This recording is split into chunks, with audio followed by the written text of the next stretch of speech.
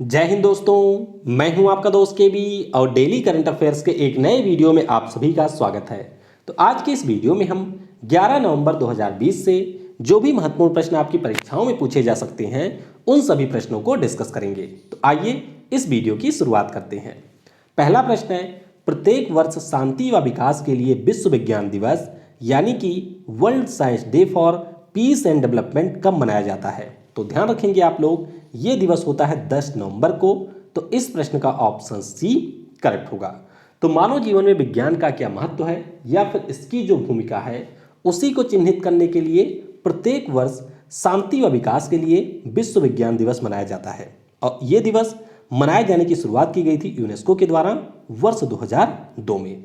इस बार की थीम क्या है? तो इस बार की थीम है science for and with society. जैसा कि आप सभी को पता होगा कि कोविड-19 का यह समय चल रहा है, इसीलिए इस बार फोकस किया जा रहा है dealing with the global pandemic के ऊपर। तो ये हमने बात कर ली साइंस व विकास के लिए विश्व विज्ञान दिवस के बारे में। ये आप ध्यान रखेंगे, काफ़ी ज़्यादा इंपॉर्टेंट दिवस होता है। और इसी प्रकार से हमारे यहाँ पर एक नेशनल साइंस डे भी होता है। कौन सा डे? राष्ट्रीय विज्ञान दिवस। तो ये आपका होता है 28 फरवरी को। 28 फरवरी को क्यों मनाया जाता है? क्योंकि 28 फरवरी के दिन 1928 में हमारे यहाँ के एक साइंटिस्ट थे जिनका नाम था सीवी रमन। इनके द्वारा रमन प्रभाव की खोज की गई थी। तो इसीलिए 28 फरवरी को हम लोग विश्व राष्ट्रीय विज्ञान दिवस मनाते हैं। और एक चीज़ ध्यान रखेंगे कि सीवी रमन जी को नोबेल प्राइज भी मिल चुका है फिजिक्स के फील्ड में 1930 में। तो ये भी आपको यहाँ से याद रखना है। बाकी इस वीडियो की जो पीडीएफ है वह आपको टेलीग्राम पर मिल जाएगी। टेलीग्राम पर आपको सर्च करना है केवी गुरुजी और वहां से आप इसके पीडीएफ को डाउनलोड कर सकते हैं। इसके अलावा अगर वीडियो आपको पसंद आता है तो इसे लाइक करने के साथ साथ ज़्यादा से ज़्यादा लोगों के साथ में शेयर जरूर किया करें। अगला प्रश्न है, हाल ही में प्रकाशित पुस्तक your best day is today, इसके लेखक कौन है? तो इस पुस्तक को लिखा है फिल्म अभिनेता अनुपम खेर ने। तो यहाँ पर ऑप्शन बी करेक्ट होगा। तो अनुपम खेर जी के द्वारा जो भी उनका समय गुजरा था कोविड-19 लॉकडाउन के समय या फिर जो कोविड-19 महामारी के दौरान लॉकडाउन के बाद भी उनका समय बीता, उसी के ऊपर इन्होंने एक पुस्तक लिख दी जिसका नाम है your best day is today, यानी कि आपका सर्वोत्तम दिन आज है। और आप इस पुस्तक के बारे में ये ध्यान रखेंगे कि अनुपम खेर जी के द्वारा इसे लिखी गई है, यानी कि यह इनकी एक आत्मकथा है। इससे पहले इनके द्वारा पिछले वर्ष भी एक पुस्तक लिखी गई थी जिसका नाम है lessons life taught me unknowingly, यानी कि जीवन ने मुझे ना चाहते हुए भी क्या क्या सिखाया। और ये पुस्तक ऑलरेडी 2 से 3 परीक्षाओं में पूछी जा चुकी है। तो इसीलिए आपको इस पुस्तक के बारे में भी याद रखना है। वैसे कुल मिलाकर के अनुपम खेर जी के द्वारा 3 पुस्तकें लिखी गई हैं। एक तो हमारा ये हो गया your best day is today, एक है lesson life taught me unknowingly और एक पुस्तक है the best thing about you is you. तो ये सारी पुस्तकें अनुपम खेर जी के द्वारा लिखी गई हैं। अगला प्रश्न है, हार्नबिल महोत्सव किस राज्य का प्रसिद्ध त्यौहार है? तो ये प्रसिद्ध त्यौहार है नागालैंड का। कहाँ का? नागालैंड का ये प्रसिद्ध त्यौहार है। नागा समुदाय के लोगों के द्वारा इस त्यौहार को प्रत्येक वर्ष 1 दिसंबर से लेकर के 10 दिसंबर तक मनाया जाता है। और ये त्यौहार इसलिए चर्चा में आ गया क्योंकि नागालैंड की जो सरकार है उनके द्वारा ये घोषणा की गई कि कोविड-19 पैंडेमिक के दौरान इसका आयोजन वर्चुअली किया जाएगा, यानी कि आभासी तरीके से इस त्यौहार का आयोजन किया जाएगा। अगला प्रश्न है, नवंबर 2020 में किसके द्वारा एंटी सैटेलाइट मिसाइल सिस्टम के मॉडल का उद्घाटन किया गया? तो ये जो एंटी सैटेलाइट मिसाइल सिस्टम का मॉडल है इसका उद्घाटन किया रक्षा मंत्री राजनाथ सिंह जी ने। तो इस प्रश्न का ऑप्शन ए करेक्ट होगा। अब एंटी सैटेलाइट मिसाइल सिस्टम होता क्या है? जैसा कि आपको पता होगा, ये अगर हमारा अर्थ है तो हमारे अर्थ से विभिन्न देशों के द्वारा लो अर्थ ऑर्बिट में बहुत सारे सैटेलाइटों को स्थापित किया जाता है। तो पिछले साल जो हमारे यहाँ की डीआरडीओ है उसके द्वारा मिशन शक्ति आयोजित किया गया था। कौन सा मिशन? मिशन शक्ति आयोजित किया गया था। और इसी के अंतर्गत उड़ीसा में जो हमारा अब्दुल कलाम द्वीप है वहाँ से एंटी सैटेलाइट मिसाइल को लॉन्च किया गया था। और इस मिसाइल ने काम क्या किया था? तो ये मिसाइल जाकर के जो हमारे लो अर्थ ऑर्बिट में एक सैटेलाइट थी उस सैटेलाइट को नष्ट कर दिया था। तो इस प्रकार से भारत दुनिया के उन देशों की सूची में शामिल हो गया था जिसके पास में ये क्षमता थी कि वह अगर चाहे तो लो अर्थ ऑर्बिट में किसी भी सैटेलाइट को नष्ट कर सकता है। अब आप यहाँ पर यह ध्यान रखेंगे कि भारत के द्वारा जो सैटेलाइट नष्ट की गई थी वह भारत की खुद की थी और वह इस समय कार्य नहीं कर रही थी, तो ये जस्ट टेस्टिंग के लिए था। तो अभी हमारे जो रक्षा मंत्री हैं राजनाथ सिंह जी, इनके द्वारा DRDO का जो मुख्यालय है दिल्ली में, वहां पर एंटी सैटेलाइट मिसाइल सिस्टम के मॉडल का उद्घाटन किया गया है। तो ये आप यहाँ पर ध्यान रखेंगे। बाकी DRDO के हमारे प्रमुख कौन हैं, तो जी सतीश रेड्डी जी इसके अध्यक्ष हैं। के सिवन कौन है, तो के सिवन हमारे इसरो के अध्यक्ष हैं। अगला प्रश्न है, नवंबर 2020 में राष्ट्रीय जल पुरस्कार 2019 में कौन सा राज्य शीर्ष स्थान पर रहा है। तो ये जो पुरस्कार है जल शक्ति मंत्रालय के द्वारा दिया जाता है और इस बार जो ये पुरस्कार दिया गया उसमें हमारा तमिलनाडु राज्य रहा है शीर्ष पर। तो इस प्रश्न का ऑप्शन डी करेक्ट होगा। अब पुरस्कार यहाँ पर दिया क्यों गया, तो नाम से ही समझ सकते हैं, राष्ट्रीय जल पुरस्कार यानी कि नेशनल वाटर अवार्ड्स, और ये आपका दिया गया है 2019 के लिए। क्यों दिया गया, तो उस राज्य को ये पुरस्कार मिलता है जिनके द्वारा जल के संरक्षण के लिए यानी कि water conservation and water management के क्षेत्र में कार्य किया जाता है। तो इसमें पहला पुरस्कार मिला यानी कि पहला स्थान मिला तमिलनाडु को, दूसरे स्थान पर रहा है महाराष्ट्र और तीसरे स्थान पर यहाँ पर रहा है राजस्थान राज्य। एक कैटेगरी यहाँ पर और थी जो कि थी रिवाइवल ऑफ रिवर की, यानी कि नदियों के पुनरुत्थान के ऊपर, और इस पुरस्कार को तमिलनाडु के वेल्लोर और करूर जिले को दिया गया है। यानी कि जो वेल्लोर जिला है वह इसमें रहा पहले स्थान पे और करूर जिला रहा है दूसरे स्थान पर। तो आप कम से कम राज्यों के बारे में ध्यान रखेंगे कि पहले स्थान पे रहा तमिलनाडु, दूसरे पे रहा महाराष्ट्र और तीसरे पे रहा है राजस्थान राज्य।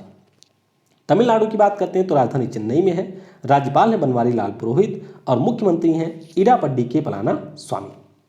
अगला प्रश्न है, नवंबर 2020 में जारी inter state migrant policy index 2020 में कौन सा राज्य पहले स्थान पर रहा है। तो यहाँ पर पहले स्थान पर रहा केरला राज्य। तो इस प्रश्न का ऑप्शन ए करेक्ट होगा। तो पहले थोड़ा सा ये जानते हैं कि यह जो रिपोर्ट है वह किसके आधार पर जारी किया गया। तो मान लीजिए ये कोई राज्य है, जैसे मैं उत्तर प्रदेश का हूँ तो ये मान लीजिए उत्तर प्रदेश है, और यहाँ पर एक राज्य है जो कि है बिहार। तो मान लीजिए कि मैं एक प्रवासी मजदूर हूँ और मैं चला गया बिहार में कमाने के लिए। अब बिहार में किस प्रकार की व्यवस्था है प्रवासियों के लिए, यानी कि अगर मेरा कोई बच्चा है तो उसके स्वास्थ्य की क्या सुविधा है, उसके एजुकेशन के लिए यहाँ पर क्या सुविधा है, या फिर अगर मैं गया हूँ वहाँ पर तो वहाँ का लेबर मार्केट कैसा है, प्रवासियों के लिए किस प्रकार की सामाजिक सुरक्षाएं वहाँ पर उपलब्ध हैं, इन सभी के ऊपर इस रिपोर्ट को जारी किया गया। वैसे बिहार में तो आपने देखा ही होगा कि कल चुनाव हुए हैं जिसमें एक बार फिर से जो NDA है उसने बहुमत को प्राप्त कर लिया है और संभवतः उसी की सरकार बनेगी, यानी कि नीतीश कुमार जी एक बार फिर से बिहार के मुख्यमंत्री बनेंगे। तो हम लोग बात कर रहे थे इस इंडेक्स की, नाम इसका है inter state migrant policy index 2020। तो रिपोर्ट के बारे में मैंने आपको बता दिया कि जो भी हमारे प्रवासियों की इंटीग्रेशन होता है या फिर उनके लिए जो राज्यों में कानून होता है उसके ऊपर इसे जारी किया गया। जारी किसने किया, तो मुंबई की एक संस्था है जिसका नाम है इंडिया माइग्रेशन, उसके द्वारा ये रिपोर्ट जारी की गई। और इसमें केरल रहा पहले, गोवा रहा दूसरे और राजस्थान रहा है तीसरे स्थान पर। केरल की बात करते हैं तो राजधानी यहाँ की तिरुवनंतपुरम में है, राज्यपाल हैं आरिफ मोहम्मद खान और मुख्यमंत्री यहाँ के हैं पिनरई विजयन। उच्च न्यायालय आपको मिलेगा कोच्चि में, मुख्य न्यायाधीश S मणिकुमार। टाइगर रिजर्व आपको दो मिलेंगे, पेरम्बिकुलर और पेरियार। बायोस्फीयर रिजर्व यहाँ पर दो हैं, अगस्तमलाई और नीलगिरी। एलिफेंट रिजर्व की बात करते हैं तो वायनाड, नीलांबर, अनामुदी और पेरियार यहाँ की एलिफेंट रिजर्व हैं। अगला प्रश्न है, नवंबर 2020 में आयोजित 13वीं अर्बन मोबिलिटी इंडिया सम्मेलन 2020 का उद्घाटन किसने किया है। तो ये उद्घाटन किया गया हमारे जो आवास और शहरी मामलों के मंत्री हैं हरदीप सिंह पुरी जी। तो इस प्रश्न का ऑप्शन सी करेक्ट होगा। तो बस आप ये ध्यान रखेंगे कि हमारे जो शहर हैं वहाँ पर सूचनाओं का प्रसार किस प्रकार से किया जाए, इसी के ऊपर अर्बन मोबिलिटी इंडिया सम्मेलन 2020 का आयोजन आवास और शहरी मामलों के मंत्रालय के द्वारा किया गया। और जो हमारे आवास और शहरी मामलों के साथ साथ नागरिक और उड्डयन मंत्री हैं हरदीप सिंह पुरी जी, उनके द्वारा इसका उद्घाटन किया गया।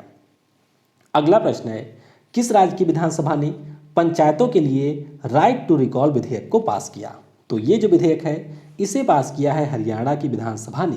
तो इस प्रश्न का ऑप्शन बी करेक्ट होगा। अब क्या है ये विधेयक, आइए इसके बारे में थोड़ा सा जानते हैं। अब इस विधेयक की अगर हम लोग बात करते हैं तो इसमें जो पहला प्रोविजन है उसके अंतर्गत जो भी हमारे राज्य में पंचायती राज है, यानी कि हरियाणा राज्य में उन पंचायती राज में महिलाओं के लिए 50% आरक्षण की व्यवस्था की गई। यानी कि अगर वहाँ पर कुल मिलाकर के 100 सीटें हैं पंचायतों में, तो इसमें से 50 सीट पर केवल महिलाएं चुनाव लड़ सकती हैं, ऐसी व्यवस्था यहाँ पर की गई है। और जो दूसरी चीज़ है यानी कि राइट टू रिकॉल, ये क्या है आइए इसके बारे में भी जानते हैं। जैसे कि अगर हम लोग गांव की बात करते हैं तो गांव में आपने देखा होगा प्रधान होते हैं जिन्हें हम लोग सरपंच भी कहते हैं। इसके अलावा ब्लॉक स्तर पर हमारी पंचायत समितियां होती हैं, जिला परिषद होते हैं। तो इन सभी के सदस्य अगर काम नहीं कर रहे हैं तो उनको आप उनके टर्म को पूरा होने से पहले हटा सकते हैं। जैसे मान लीजिए कि आपका ये कोई गाँव है, अब गांव में आपने देखा कि आपके यहाँ का जो प्रधान है वह अच्छे से कार्य नहीं कर रहा है, तो आपने क्या किया, अपने गांव के 50% लोगों को इकट्ठा कर लिया और इन 50 लोगों को इकट्ठा करने के बाद में आपने यहाँ पर 50 लोगों के हस्ताक्षर करवाए और इसको ऊपर भेज दिया कि हम जो प्रधान है वर्तमान में उसको हटाना चाह रहे हैं।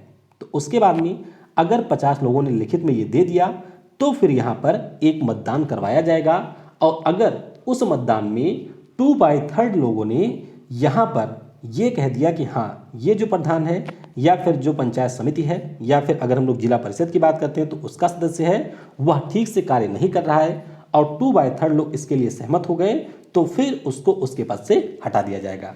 अब ऐसी व्यवस्था वैसे कहने के लिए तो काफ़ी अच्छी है, लेकिन जो प्रोविज़न है उसमें 2/3 मेजॉरिटी की आवश्यकता होगी और इसी प्रकार के प्रोविज़न की हमारे यहाँ पर जो विधायक होते हैं या लोकसभा के सांसद होते हैं उनके लिए भी होनी चाहिए। तो बस आप ध्यान रखेंगे कि राइट टू रिकॉल विधेयक यहाँ पर हरियाणा की सरकार ने पास किया है। हरियाणा के बारे में अभी हम लोगों ने डिस्कस किया था कि यहाँ के जो आपकी कंपनियाँ हैं जहाँ पर सैलरी 50% से कम है वहाँ पर 75% राज्य के युवाओं के लिए नौकरियों के लिए आरक्षण किया गया है। तो ये भी आप ध्यान रखेंगे। बाकी पंचायती राज के बारे में आपको ध्यान रखना है कि 17th कॉन्स्टिट्यूशनल अमेंडमेंट के द्वारा इसको संवैधानिक दर्जा दिया गया था, यानी कि जो 73वां संविधान संशोधन हुआ था उसी के द्वारा पंचायती राज व्यवस्था को संवैधानिक दर्जा दिया गया था। हरियाणा की बात करते हैं तो राजधानी चंडीगढ़ में है, राज्यपाल है सत्यदेव नारायण आर्य और मुख्यमंत्री यहाँ के हैं मनोहर लाल खट्टर। उच्च न्यायालय आपको चंडीगढ़ में मिलेगा, मुख्य न्यायाधीश रविशंकर झा। अगला प्रश्न है, किस बीमा कंपनी ने कैंसर के बारे में जागरूकता के लिए कैंसर सेंस नो नोटिफिकेशन अभियान की शुरुआत की? तो ये शुरुआत किया है भारतीय एक्सा जनरल इंश्योरेंस ने। तो इस प्रश्न का ऑप्शन ए करेक्ट होगा। हम लोगों ने पढ़ा था कि राष्ट्रीय कैंसर जागरूकता दिवस अभी इसी महीने में मनाया गया है। कब मनाया गया है ये आप नीचे कमेंट में बताएंगे। तो इसी के अवसर पर भारतीय एक्सा जनरल इंश्योरेंस के द्वारा social media campaign cancer sends no notification, यानी कि जब कैंसर आएगा तो वह आपके पास में कोई अधिसूचना नहीं भेजेगा कि हम आपके पास आ रहे हैं। तो इसी के लिए अभियान शुरू किया गया है। और अभियान शुरू किए जाने के पीछे का कारण क्या है कि WHO ने बताया है कि हमारे देश में वर्तमान में 15 में से एक व्यक्ति कैंसर से पीड़ित है, ये WHO ने बताया है। और इसके अलावा प्रत्येक 10 में से एक भारतीय को कैंसर का खतरा है। तो इसीलिए ये कैंपेन शुरू किया गया है। भारतीय एक्सा जनरल इंश्योरेंस के बारे में अभी हम लोगों ने पढ़ा था कि इनका जो जनरल इंश्योरेंस का बिजनेस है उसे अब ले लिया है ICICI लैम्बॉर्ड ने। मुख्यालय आपको इसका मिलेगा मुंबई में। MD और CEO है संजीव श्रीनिवासन। अगला प्रश्न है, PM नरेंद्र मोदी ने उत्तर प्रदेश के किस जिले में 614 करोड़ रुपए के विभिन्न प्रोजेक्ट्स को लॉन्च किया? तो ये इन्होंने लॉन्च किया है अपने लोकसभा क्षेत्र वाराणसी में। वाराणसी से ही सांसद है PM नरेंद्र मोदी और यहीं से इन्होंने 614 करोड़ रुपए के विभिन्न प्रोजेक्ट्स को लॉन्च किया है। तो इस प्रश्न का ऑप्शन सी करेक्ट होगा। तो बस आपको ये ध्यान रखना है कि जो यहाँ पर डिफरेंट टाइप के प्रोजेक्ट थे इनमें आपके कृषि से संबंधित थे, पर्यटन से संबंधित थे, इसके अलावा इंफ्रास्ट्रक्चर से संबंधित थे। इसी दौरान PM के द्वारा 105 आंगनवाड़ी केंद्र का उद्घाटन किया गया और 102 गौ आश्रय केंद्र का भी उद्घाटन किया गया है। अगला प्रश्न है, वर्ष 2020 के लिए प्रतिष्ठित जेसीबी साहित्य पुरस्कार किस लेखक ने जीत लिया है? काफी ज्यादा महत्वपूर्ण प्रश्न है। पिछले साल वाला भी पूछा गया था, इस साल वाला भी किसी ना किसी एग्जाम में जरूर पूछा जाएगा। तो ध्यान रखेंगे आप लोग, एस हरीश को जेसीबी साहित्य पुरस्कार मिला है। तो इस प्रश्न का ऑप्शन डी करेक्ट होगा। अब यहां पर पहले आप थोड़ा सा जान लीजिए कि जेसीबी साहित्य पुरस्कार होता क्या है और किसके द्वारा यह पुरस्कार दिया जाता है। तो ये जो जेसीबी साहित्य पुरस्कार है, यह किसी भी जो साहित्य के रचनाकार होते हैं उनके द्वारा लिखे गए पुस्तक को यह पुरस्कार मिलता है, खास तौर पर उस पुस्तक को जिसका इंग्लिश में अनुवाद किया जाता है। तो एस हरीश की बात करते हैं तो इन्होंने पुस्तक लिखा था माउस्टैच, यानी कि मूंछों के ऊपर इन्होंने एक पूरी किताब लिख दी थी। अब क्या लिखा है इस पुस्तक में मूंछों के ऊपर, ये तो पढ़ने के बाद ही पता चलेगा। तो इन्होंने पुस्तक लिखी थी माउस्टैच और इसका ट्रांसलेशन किया यानी कि अंग्रेजी अनुवाद किया जय श्री कलाथिल ने। तो इसीलिए इन दोनों लोगों को ये पुरस्कार मिला है। तो आपको ध्यान रखना है कि जो एस हरीश जी हैं ये मलयालम भाषा के एक लेखक हैं। और जेसीबी साहित्य पुरस्कार के बारे में आप ये ध्यान रखेंगे कि हमारे देश में साहित्य के क्षेत्र में दिया जाने वाला यह सबसे बड़ा पुरस्कार है। और पुरस्कार देता कौन है? तो जेसीबी फाउंडेशन के द्वारा यह पुरस्कार दिया जाता है। अब महंगा पुरस्कार कैसे हुआ? क्योंकि यहाँ पर जो हमारे मेन कवि होते हैं या लेखक होते हैं उनको 25 लाख रुपए नगद मिलते हैं और जो यहाँ पर अनुवादक होता है उससे भी 10 लाख रुपए का पुरस्कार दिया जाता है। तो आपको ध्यान रखना है जेसीबी साहित्य पुरस्कार ये मिला है एस हरीश को। पिछले साल किसे मिला था? तो पिछले साल मिला था माधुरी विजय को। और इनकी पुस्तक कौन सी थी? तो इनकी पुस्तक थी द फार फील्ड। क्या थी? The far field. और दोनों के बारे में आप ये ध्यान रखेंगे कि माधुरी विजय का भी पहला उपन्यास था द फार फील्ड और एस हरीश जी का भी पहला उपन्यास है माउस्टैच। बाकी पॉल जेसेरिया के बारे में अभी हम लोगों ने पढ़ा, इनको केरल राज्य का साहित्य पुरस्कार मिला है एजुथचन पुरस्कार। और वासुदेव मोही के बारे में आप ये ध्यान रखेंगे कि जो 29वां सरस्वती सम्मान है ये मिला है वासुदेव मोही जी को। अगला प्रश्न है सांचामन लिंबू जिनका हाल ही में निधन हुआ किस राज्य के पूर्व मुख्यमंत्री थे? तो ये पूर्व मुख्यमंत्री थे सिक्किम राज्य के। तो इस प्रश्न का ऑप्शन बी करेक्ट होगा।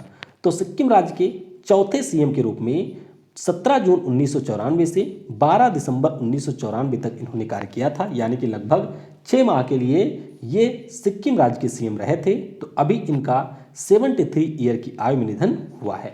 इसके अलावा अभी हम लोगों ने पढ़ा था लगभग 10 दिन पहले कि बिहार के सीएम थे सतीश प्रसाद सिंह जी, इनका भी निधन हुआ है। मात्र 5 दिनों के लिए ये सीएम थे। और महाराष्ट्र के सीएम थे शिवाजी राव पाटिल जिनका अगस्त महीने में निधन हुआ था। तो सीएम के निधन के बारे में आपको थोड़ा सा ध्यान रखना है। सिक्किम की बात करते हैं तो राजधानी यहाँ की गंगटोक में है, राज्यपाल हैं गंगा प्रसाद और मुख्यमंत्री यहाँ के हैं प्रेम सिंह तमान, जिन्हें हम लोग पीएस गोले के नाम से भी जानते हैं। मुख्य न्यायाधीश कौन है? तो अरूप कुमार गोस्वामी मुख्य न्यायाधीश हैं और उच्च न्यायालय यहाँ का है गंगटोक में। आपको ये ध्यान रखना है कि 16 मई 1975 को 35वें संविधान संशोधन के द्वारा इसे भारतीय संघ में शामिल किया गया था और उसके बाद में 36वें संविधान संशोधन के द्वारा इसे 22वें राज्य के रूप में हमारे संघ में शामिल किया गया था। एक बायोस्फीयर रिजर्व भी मिलेगा जिसका नाम है कंचनजंगा बायो रिजर्व। और जब भी कंचनजंगा बायोस्फीयर रिजर्व का नाम आए तो आप इसके बारे में ये ध्यान रखेंगे कि हमारे देश में यूनेस्को की एक ही मिश्रित श्रेणी का विरासत स्थल है और वह आपका है कंचनजंगा। सिक्किम का एक उत्पाद है जिसको इस साल जीआई टैग मिला है, तो वह कौन सा उत्पाद है ये आप नीचे कमेंट में बताएंगे। बाकी आइए कुछ अन्य चीजें भी जान लेते हैं। जिम्बाब्वे के एक क्रिकेटर थे जिनका नाम था एल्टन चिगुम्बरा। तो अब इन्होंने अंतर्राष्ट्रीय क्रिकेट से संन्यास लेने की घोषणा कर दी है। एक पुस्तक अभी प्रकाशित हुई है जिसका नाम है Rasathi the other side of transgender, यानी कि जो हमारे यहाँ पर किन्नर समुदाय होते हैं उनके ऊपर पुस्तक लिखी गई है और इसे लिखा है शशिंद्रन कल्लीकेल जी ने। किसे? शशिंद्रन कल्लीकेल जी के द्वारा Rasathi the other side of transgender नामक पुस्तक लिखी गई है। पेट्रोनेट एलएनजी लिमिटेड जो कि हमारे यहाँ पर जो प्राकृतिक गैस होता है उसकी आयात करने वाली सबसे बड़ी कंपनी है। इसके नए एमडी और सीईओ बन गए हैं अक्षय कुमार सिंह। कौन? अक्षय कुमार सिंह, जो कि अभी तक आईओसीएल के निदेशक थे, अब ये एमडी और सीईओ बन गए हैं पेट्रोनेट एलएनजी लिमिटेड के। और आईपीएल का 13वां संस्करण अभी संपन्न हुआ है जिसका फाइनल मुकाबला खेला गया मुंबई इंडियंस और दिल्ली कैपिटल्स के बीच में और इसमें मुंबई इंडियंस ने दिल्ली कैपिटल को हरा करके 5वीं बार आईपीएल का खिताब जीत लिया है। तो इसके ऊपर वीडियो आपको सुबह 8 बजे मिल जाएगी। तो आपको उस वीडियो में आईपीएल से संबंधित सभी प्रश्नों के बारे में पता चल जाएगा। और एससीओ यानी कि संघाई कोऑपरेशन ऑर्गेनाइजेशन के सरकार के प्रमुखों का सम्मेलन अभी आयोजित किया गया और इसमें हमारे पीएम नरेंद्र मोदी जी के द्वारा जो भी अन्य सदस्य राष्ट्र थे उनको संबोधित किया गया है। तो ये आपको ध्यान रखना है कि एससीओ के सरकार के प्रमुखों का सम्मेलन अभी आयोजित किया गया। कल मैंने आपसे पूछा था कि अजय वारियर नाम का जो संयुक्त सैन्याभ्यास है यह किसके बीच में होता है, तो ये हम लोग करते हैं यूनाइटेड किंगडम के साथ में। तो इस प्रश्न का ऑप्शन बी करेक्ट होगा। इसके अलावा इंद्रधनुष नाम का अभ्यास और कोंकण नाम का जो नौसेना अभ्यास है यह भी हम लोग यूनाइटेड किंगडम के साथ में करते हैं। आज के वीडियो से आपके लिए प्रश्न है, अक्टूबर 2020 में एमेट लीही अवार्ड 2020 से किसे सम्मानित किया गया? तो इस प्रश्न का उत्तर आपको नीचे कमेंट सेक्शन में देना है। बाकी वीडियो को अभी तक आपने अगर लाइक नहीं किया है तो इसे लाइक जरूर कर दीजिएगा और कम से कम अपने 5 दोस्तों के साथ में इसे शेयर जरूर कीजिएगा। Thanks for watching. जय हिंद, जय भारत और सबसे जरूरी, पढ़ेगा भारत तो बढ़ेगा भारत।